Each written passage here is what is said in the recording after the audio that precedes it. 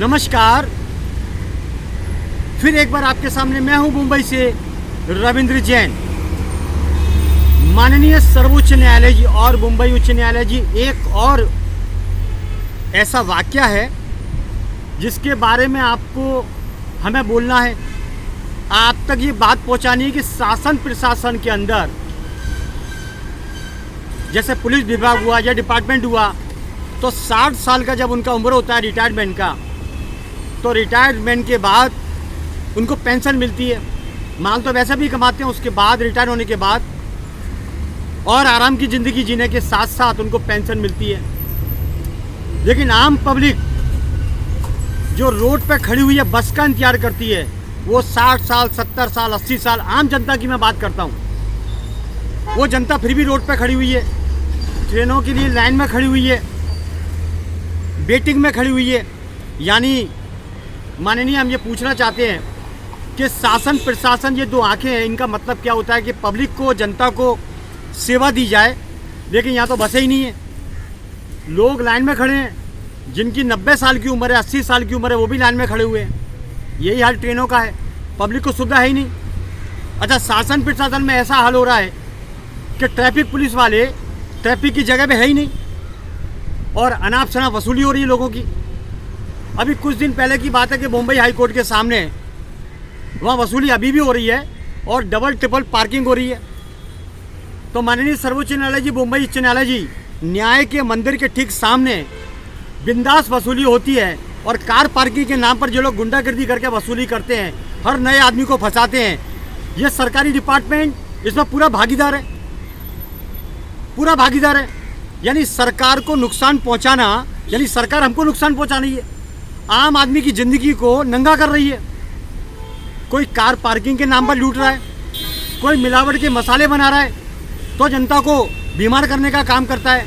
और हॉस्पिटलों में जाओ तो लंबे लंबे बिल आते हैं। यानी कि पूरा एजेंडा सरकारी डिपार्टमेंट मौज करता है और 60 साल 70 साल के रिटायरमेंट के साथ उनको माल मिलता है भर भर के और रिटायर हो जाते हैं। वो इतनी संपत्ति बनाते हैं नौकरी के बावजूद भी, ये बड़ा शर्म का विषय है।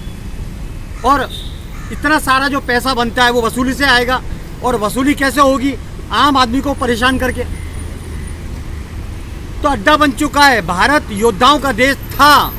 माननीय सर्वोच्च न्यायालय जी, मुंबई उच्च न्यायालय जी, भारत योद्धाओं का देश था कभी, ऐसा इतिहास और पुराण बताते हैं। लेकिन आज 99% हर जगह शासन प्रशासन जनता को नंगा करने पर तुला हुआ है, उनको ख़त्म करने पर तुला हुआ है। और जबकि हमारी सरकार कहती है विकास, भारत विकास की ओर है, भारत विकास की ओर है। विकास तो खुद सरकार अपना करती है, शासन प्रशासन करता है। आम आदमी का विकास नहीं होता है। आम आदमी को तो निचोड़ दिया जाता है, उनको धोया जाता है धोबी घाट के कपड़ों की तरह। कहीं कोई सुविधा है ही नहीं। फेरी वालों के हजारों कब्जे हैं, हर ट्रेन के स्टेशन के चलने के स्थान पर कब्जे, छत्रपति शिवाजी महाराज टर्मिनल के बाहर कब्जे, उनके नीचे चलने में कब्जे, चर्च गेट पे जाओ तो कब्जे, हर जगह कब्जे। आखिर मुंबई में इतने कब्जे वाले कहाँ से आ रहे हैं? इसके पीछे जांच होना बहुत ज़रूरी है। हमें तो ऐसा लगता है कि एक दिन ऐसा आएगा कि सभी फेरी वालों से बम्बई पट जाएगा और एक नाम हो जाएगा बम्बई का, फेरी वालों का बम्बई। आम आदमी की ज़िंदगी ख़त्म, पब्लिक को सुविधा है ही नहीं। और सरकारी डिपार्टमेंट तो गाड़ियों में घूमता है, मौज करता है, उनको कोई दिक्कत है नहीं। दिक्कत तो आम पब्लिक को है। कहीं भी जाओ, सरकारी डिपार्टमेंट को कोई दिक्कत नहीं है।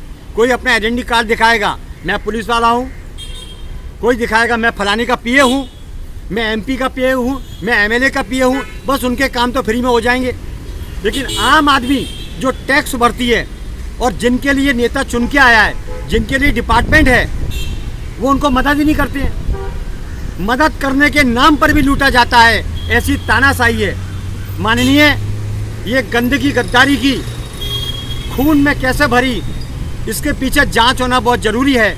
जब तक ईमानदारी शासन प्रशासन में नहीं होगी, हमारे देश की जनता लुटती रहेगी। बस इतना ही काफ़ी है। लोकसभा 2024 के चुनाव आने वाले हैं।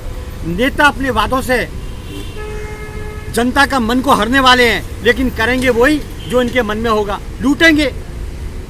जनता के लिए किसी नेता ने नहीं काम किया। बहुत कम नेता ऐसे हैं जिन्होंने ज़मीनी स्तर से चल के अपने देश को बचाने का काम किया। वो पहले थे, आज़ादी के पहले थे। अभी तो नेताओं का एजेंडा है माल बनाओ, पेट भरो, पेटियां भरो, देश को जम के लूटो। क्या रखा है? माननीय, आपसे निवेदन है हाथ जोड़ के, हमारे भारत के ढर्रे को सुधारना पड़ेगा। बहुत सख्त कदम उठाने पड़ेंगे, वरना भारत फिर से बीमार होगा और गुलाम होगा। चलिए बस इतना ही काफ़ी है। मैं हूँ मुंबई से रविंद्र जैन। जय हिंद।